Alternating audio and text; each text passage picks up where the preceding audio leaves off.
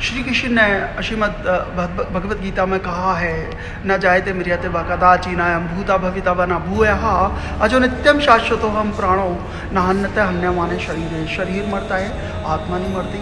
तो इसे रटने मत लगना, ये श्लोक तभी समझ में आएगा जब डीप में जाओगे, मेडिटेशन करोगे। तो सबसे पहले हमें ये जानना पड़ेगा, भाई शरीर तो मर जाता है, तो आत्मा है क्या? आत्मा नहीं मरती, आत्मा अजन्मी है, सनातन है, तो आत्मा मरती नहीं है। तो आत्मा है। तो कृष्ण हमें यही समझाना चाहते हैं इस श्लोक के माध्यम से कि ना अन्यथा अन्य माने शरीर है, शरीर मरता है लेकिन आत्मा नहीं मरती है, आत्मा तो अजन्मी है, ठीक है ना, इसका जन्म है ना ये डिस्ट्रॉय हुआ। तो हमें समझना पड़ेगा कि कृष्ण ऐसा क्यों बोल रहे हैं। तो हमारे जितने भी स्क्रिप्चर्स हैं, हमारी भगवद गीता है, वो सब साइंटिफिक है, कम्प्लीटली साइंस है।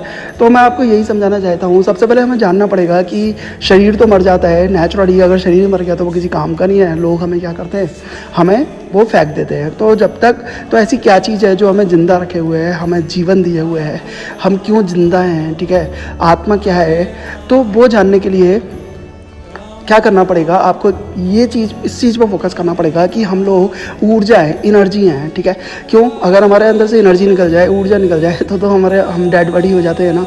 तो इसीलिए कृष्ण समझाना चाहते हैं हम लोग एनर्जी हैं, एनर्जी सनातन है, ओके, वो कभी नहीं मरती, ओके। और साइंस भी कहती है, थर्मोडायनामिक्स कहती है कि energy can be destroyed and can be created but it can be transformed. इसे केवल ट्रांसफॉर्म किया जा सकता है, इसका रूपांतरण तो संभव है, लेकिन ये डिस्ट्रॉय नहीं हो सकती और ये क्रिएटेड भी नहीं हो सकती, ओके। तो जब एनर्जी इतनी इम्पॉर्टेंट है, एनर्जी ही सोल समझ लो, एनर्जी ही हम हैं।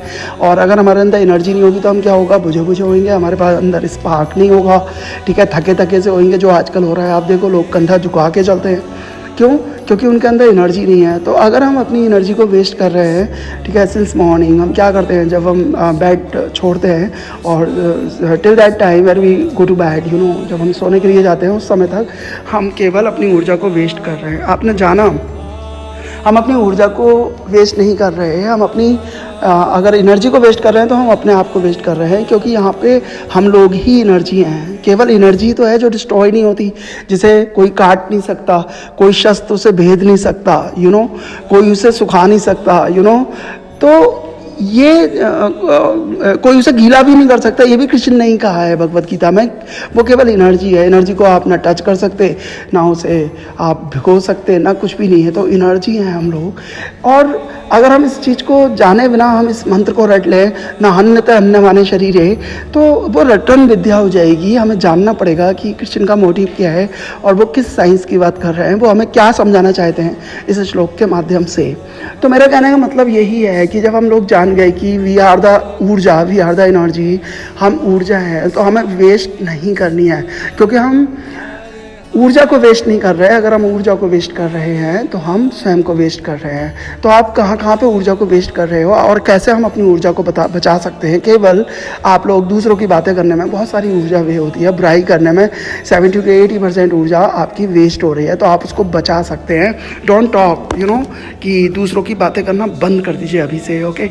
एंड सेकेंडली, आप जो है, जो जैसे आप लोग को, जैसे आप इस समय जहाँ भी हैं, आप लोग शॉप पर हैं या आप किसी फ्रेंड के साथ हैं, आप अपने घर पर हैं, ऑफिस में हैं, कहीं पर भी हैं, तो आपने कभी देखा कि आप इस समय कंप्लीट हैं? नो, आप कंप्लीट नहीं हैं। आपकी बॉडी तो वहाँ है जहाँ आप इस समय हैं फिजिकली, लेकिन आपका माइंड कहाँ पर है?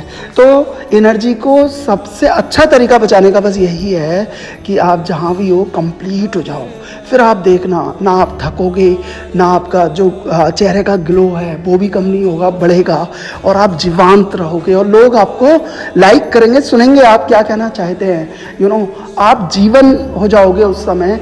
तो सबसे पहले जहाँ भी आप जाओ कंप्लीट जाओ, जहाँ भी आप रहो कंप्लीट रहो।